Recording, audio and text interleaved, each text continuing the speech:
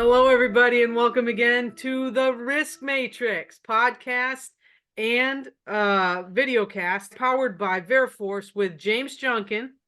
Here I am, excited. Guess what, Dr. Martin? Got what? It's warming up. It's almost spring. It's almost, the birds are singing where you are. They aren't here yet. It's 20 degrees, but I know it's coming. So it's with James Junkin and myself, Dr. Martin, today, and we've got a great kind of banter back and forth going. We thought we'd bring it on the air for you all about just culture, responsibility, accountability, and all that jazz. But first, I'd like to give James the floor and let him talk a little bit about an event that's coming up. Look, I am super excited to announce that the Veriforce Select Client Series event is going to be held in New Orleans, Louisiana, May 15th and 16th at the historic Higgins Hotel, which is right across the street from the World War II Museum. A lot of fun things to do in New Orleans, but you know, most people think about Bourbon Street and the party in the French Quarter, and that's true. I used to live in the Quarter, but if you come to the Veriforce Select Client Series event, I guarantee you're going to improve your career while at the same time having an opportunity to see one of this nation's gems, which is the World War II Museum. So all listeners are welcome to attend. The sessions are super exciting.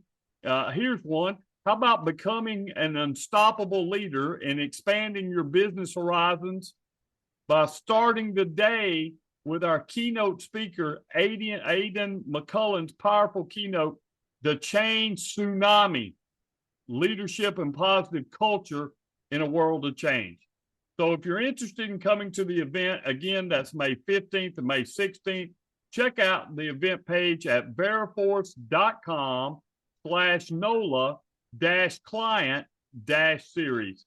Hope to see you there. We will be having a live Risk Matrix podcast on May 16th in the morning with myself, Dr. Martin, and Brett Kevekamp, who will be talking about navigating the legal aspects of information security. Ought to be a really good time. I look to see everyone there. Cool. And I just want to say, James, that was a long string of how to get to the event series. I'm pretty sure, and correct me if I'm wrong, if you have trouble, go to the Veriforce page and dial up customer service or the client service, and they should be able to direct you to how to get involved in that event. And again, it's not just for current Veriforce clients. Anybody can come to that. Anybody can come. We've got a lot of festivities, but you do need to pre-register for the event. Again, May 15th and 16th in New Orleans, Louisiana. All right. Thanks, where James. It's warm. Where it's warm, not like up here in the Northeast.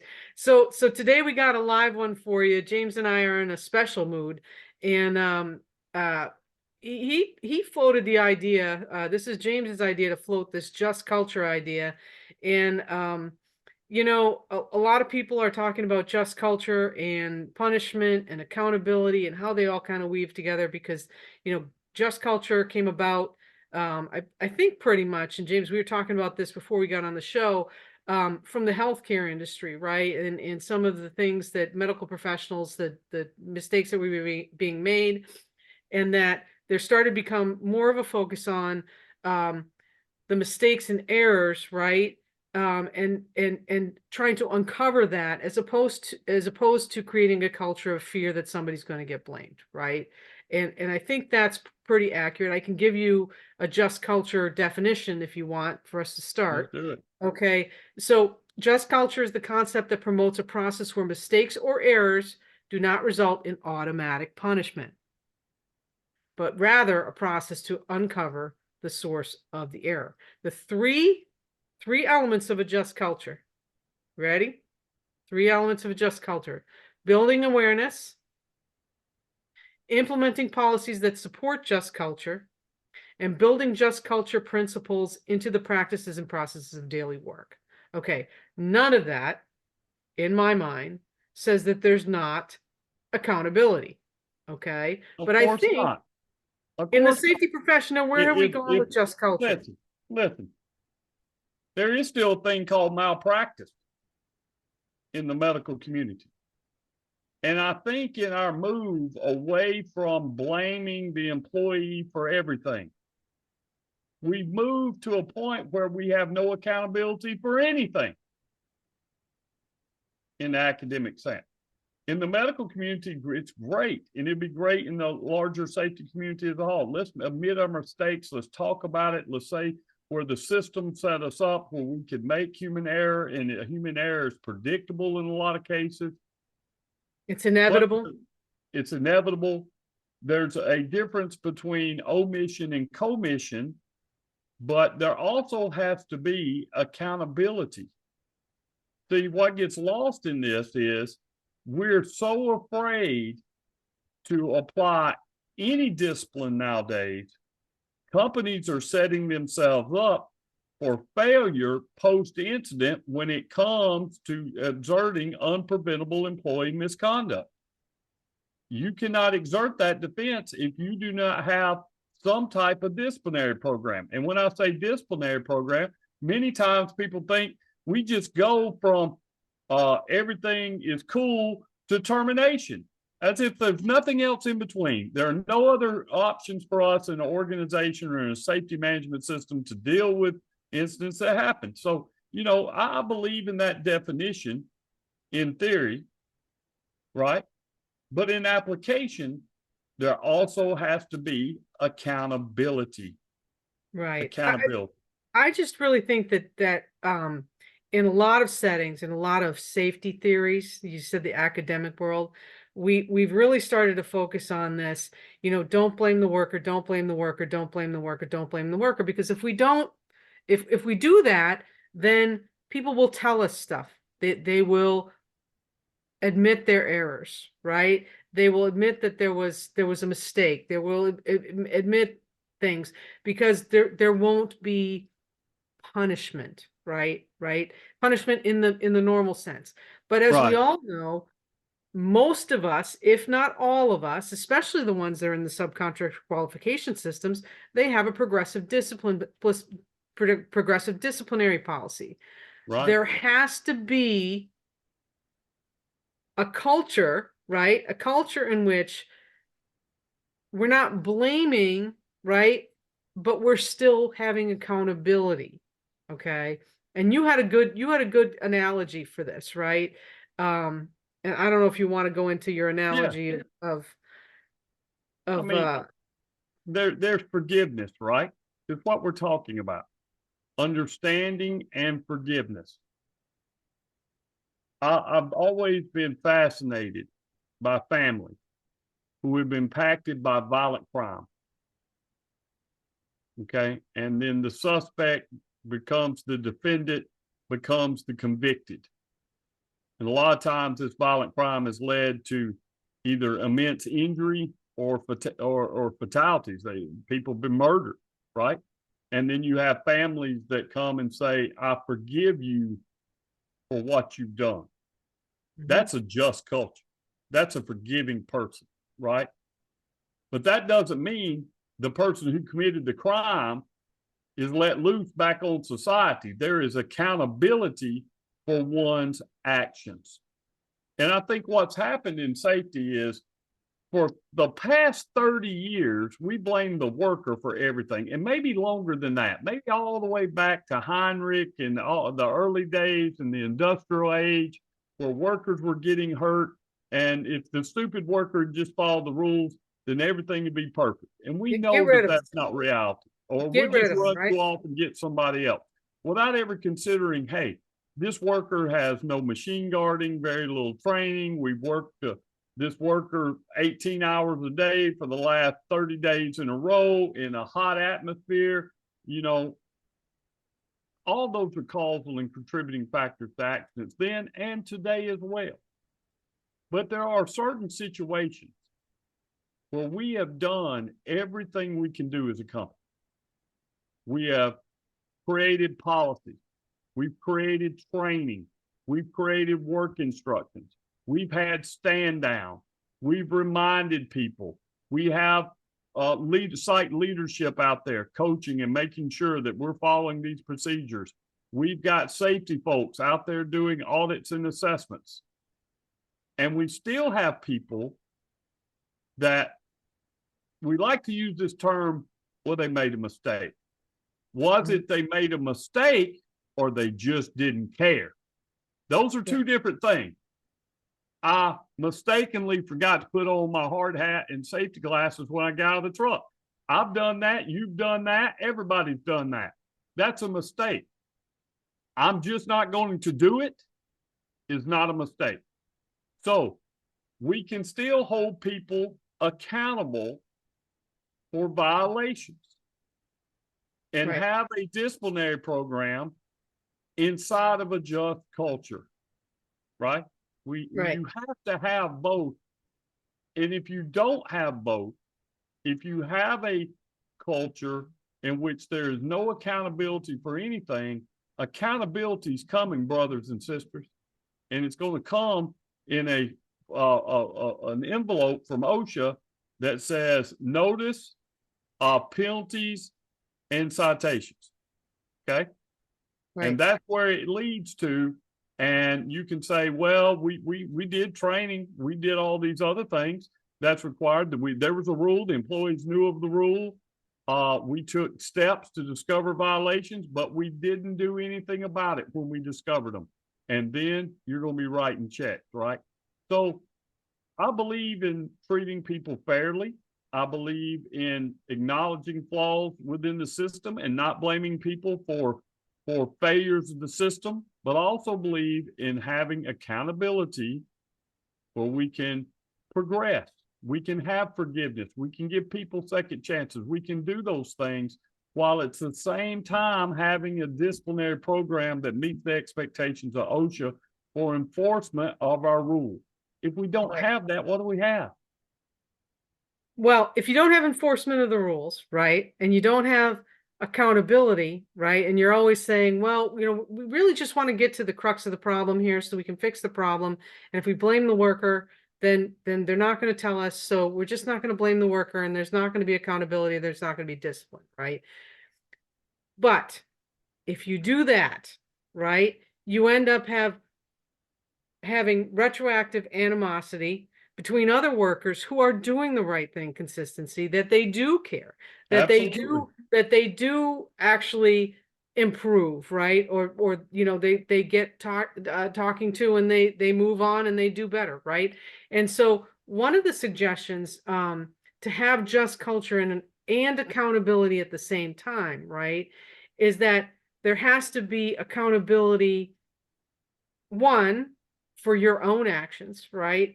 And you're also accountable to the people around you, okay? Because there's the culture, and then there's the organizational culture. And again, you know how I like to get into the organizational culture being the root of all things. It depends. And it just depends. And there's not safety culture, there's just organizational culture. And that's part of the organizational culture and a just culture is that we're gonna foster a learning environment, but we're going to enforce a progressive discipline policy that is fair to everyone, right? So then my question to you, James, because I know you create policies and procedures, how do you make a progressive discipline policy that can be fairly applied in a just culture to the 15-year, 20-year, 30-year employee who should know better, who makes the same mistake as somebody who is new on the job or as a 5 or 10-year employee? How do you justify your progressive disciplinary policy? Right. I'm gonna answer it this way. What you're wanting me to say is we treat everybody the same, and we don't. I don't. Right. And I'm not wanting you to say that. I want you to say it just depends, but all right, because it does just depend. It's situationally based. You know, I don't treat everybody the same because everybody's not the same. Everybody's not the same. Incidents aren't the same. Incidents aren't the same. Parameters aren't the same. You know, you have to consider when we're talking about discipline, what was their contribution to the incident? Was theirs, as Dr. Reason says, the final garnish to a lethal brew that had been long in the cooking? If Or that's was the it a case, then primary ingredient? or was it the primary ingredient? Two different situations, right? Was the act so egregious that you can no longer be part of our company? Did you commit the proverbial act of a felony Hmm. in what you did, right? You went bonkers and slapped the superintendent. That's a terminating offense at my company. Okay. Mhm. You put your hands on someone else, you're gone. Period. I don't care how long you've been here. So when you're formulating your progressive disciplinary policy and you're applying discipline, it really comes back to you having to do a really good incident investigation to determine what the causal factors were and get beyond what brought us to this discussion to begin with. What people weren't doing good in incident investigations, they just took the easy way out, which is blame the worker for everything. Now So it's I the other laid a way trap for around, you, where we James. just say the system's to blame for everything and the worker has no role. I laid a trap for you, and I was hoping that you wouldn't say what you just said, but oh, darn it, you got me. I was looking for the incident investigation to be wrapped in somehow, and also all of the factors that surround that incident, right? Not the weather. I mean, I guess weather could be one of those things, but we're talking about environmental factors. We're talking about preceding factors. We're talking about what was in the brew before the garnish was applied. We're talking about, is it one of many things? I'll give you Is an it example, a real world example. A lot of things have changed in BP's organizational culture, and they'll be the first ones to tell you that. But BP, Texas City, 2005, a control room worker overfilled the distillation tower with, basically it's an additive for octane additive for gasoline, blew out the top, formed a vapor cloud. It blew up, killed 15 workers and injured over 200 contractors that were out there. Now, in the subsequent depositions, one of the attorneys said, hey, man, this is real simple. Even a child knows when you turn the water on in the bathtub, you either have to turn the water off or pull the plug. And they're like, the operator was asleep at the wheel. Why didn't you notice all that? Well, the company fired that operator that was there that night in that control room without her ever taking into consideration, hey, this operator, due to restructurings, performing tasks, 3 different tasks for 3 different processes that used to be the roles of 2 other people plus him, right? The maintenance on the sight glass had been in the system for months and months and months, and they just kept clearing it out so you couldn't get a good visual. The pass down notes were incomplete and led them to reach other conclusions than what the intention was. There were a lot of other variables to this incident than just simply saying it was the operator's fault. In that case, I believe the discipline was inappropriate? unjustified, in my opinion, right? In my opinion, based on my research of this incident, because we set that operator up for failure. The system failed the operator. But So go ahead. I was just going to say, so in a just culture, right, we've got to do our due diligence in order to make sure that the accountability and the punishment or for the crime or the progressive discipline is fair, and just, right? That's the And whole, documented. and documented, right? I I wonder. said this to you earlier, and I've actually listened to Conklin and Decker talk about something similar to this. And they were talking about forgiveness. Forgiveness. And believe it or not, there have been times in my career where I needed forgiveness. even back when I was in the Navy, right? I make mistakes. I didn't make mistakes often, but I made mistakes of judgment because I was a young sailor. But no one flushed my career over it. Right.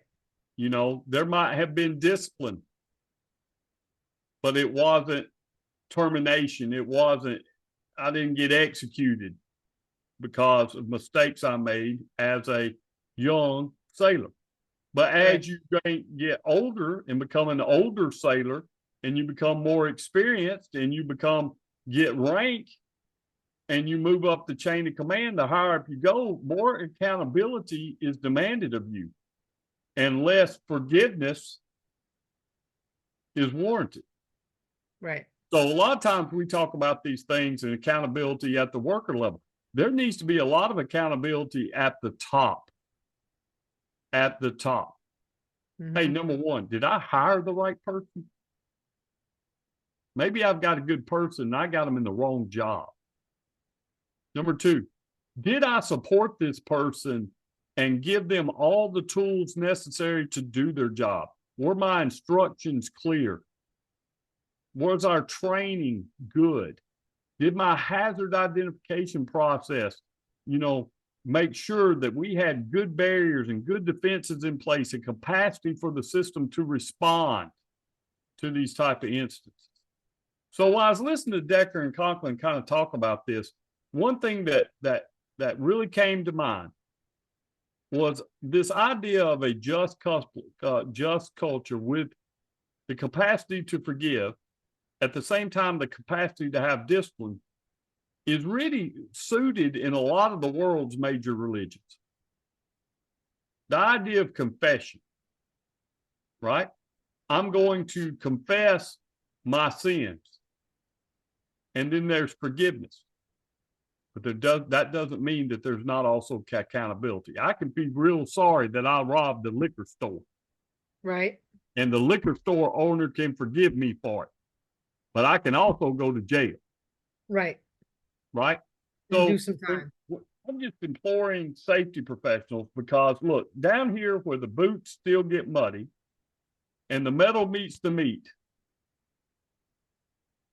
the theory has to work within the culture of the organization, right? We have to be able to take and apply these things. And sometimes I think we get caught up in the theory of it, in the way we would like things to be, where people, like in the medical community, make mistakes. We confess it. We talk about it. We try to drive out human error and all that. But we often forget there's a thing called medical malpractice, and they won't take your license. Right. So let me ask you this question. So, in a just culture, as you've described it, or if we've been talking about it, does the progressive disciplinary policy look at mostly the behaviors that caused the incident, or the severity of the outcome, or both? It's both. And our policies tend to focus toward the people at the tip of the spear. So all systems, it's ultimately behavior. Yep. But the behavior of who? The behavior of the worker or the behavior of the management team? All of the above. Exactly. All of the above, right? And so when you're doing your progressive discipline area policy, if it's me, it's the behaviors of the collective, right? It's everybody in that situation. Now, if the behavior of the one runs afoul of everything else that in the investigation shows that is the one behavior that was incorrect, then I would think that your progressive disciplinary policy should address that, right? But if that one behavior is a compounded behavioral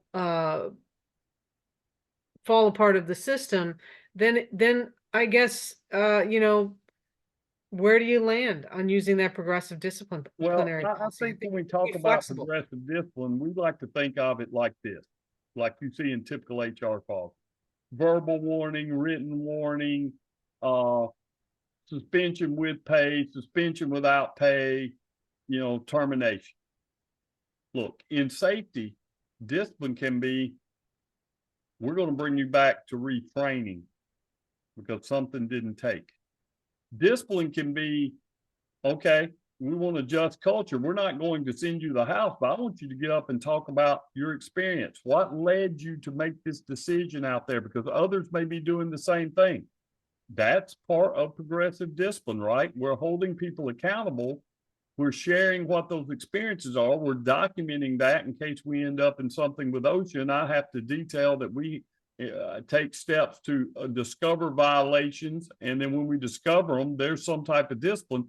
But everything doesn't have to be this roadmap of verbal warning, written warning, 3 days off with pay, 3 days off, no pay, and then you're going to the house, right?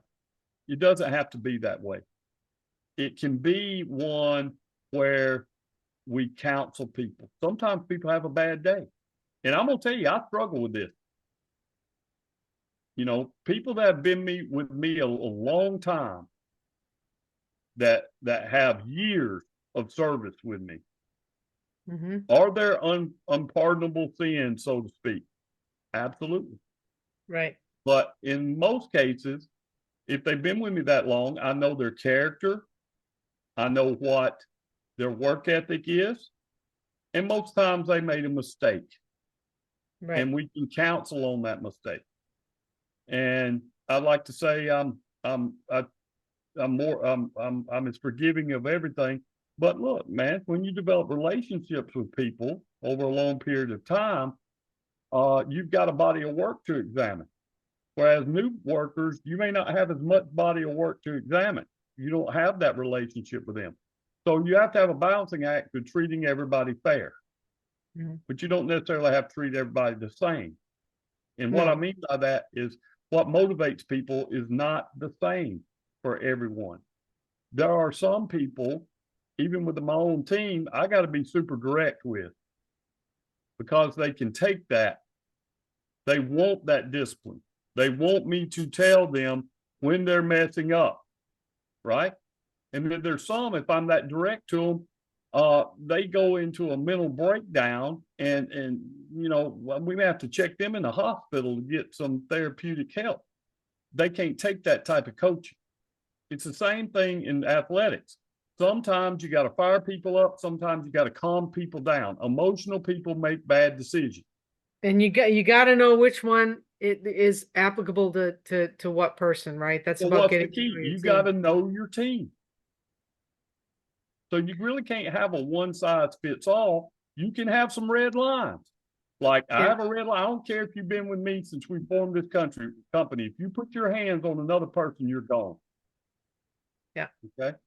You're gone. But you don't have that for everything. Okay. But I don't have that for everything. And let me tell you about a client recently that I just revamped their entire safety program manual.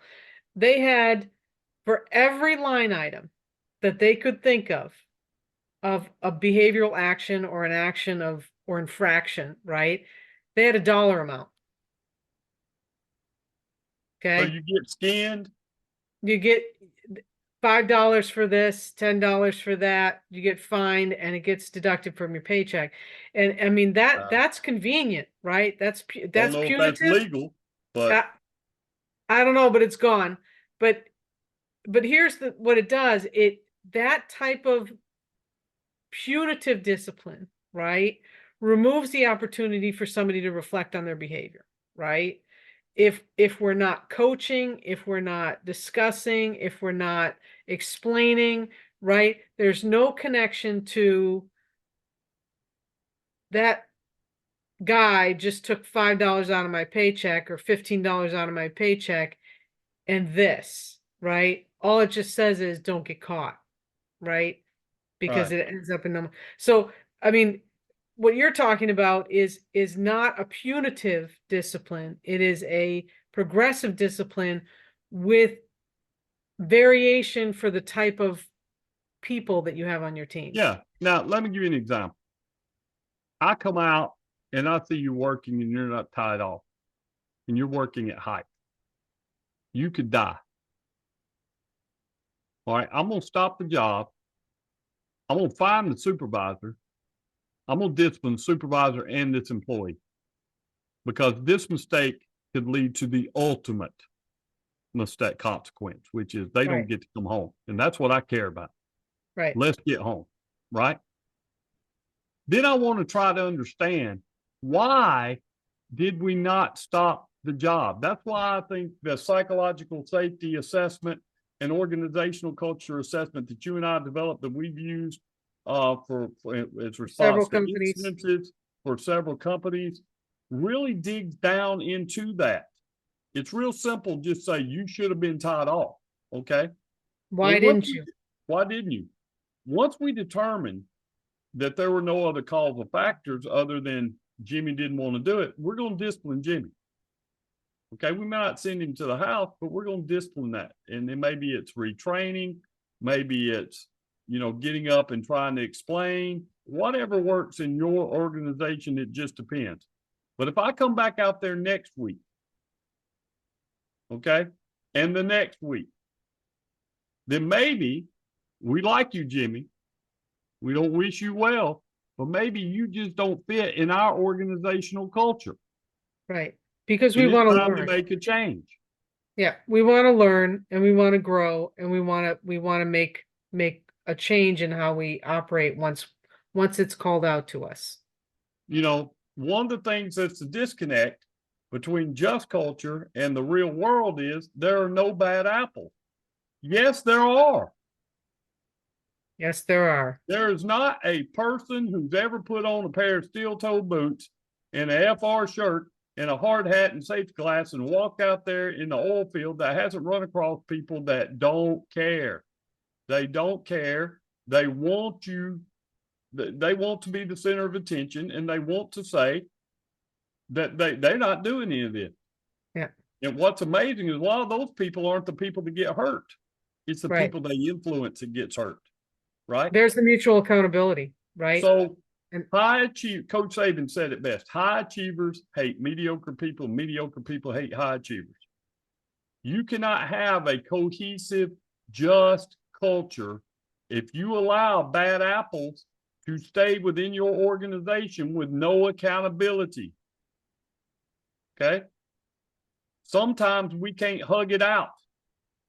There's too much at stake. We're going to let this guy go because he doesn't want to tie off. He doesn't want to tie off.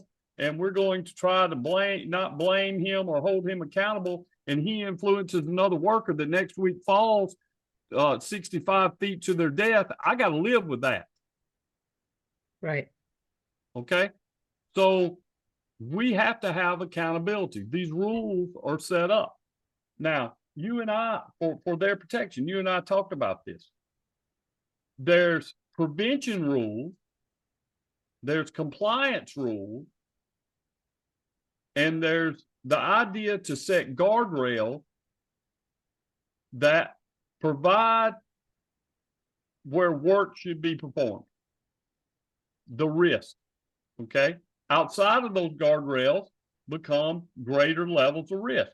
Work is not done always as planned. Things happen.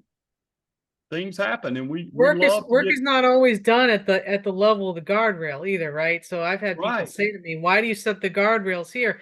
Well, I want to have a fudge factor. That's just me, right?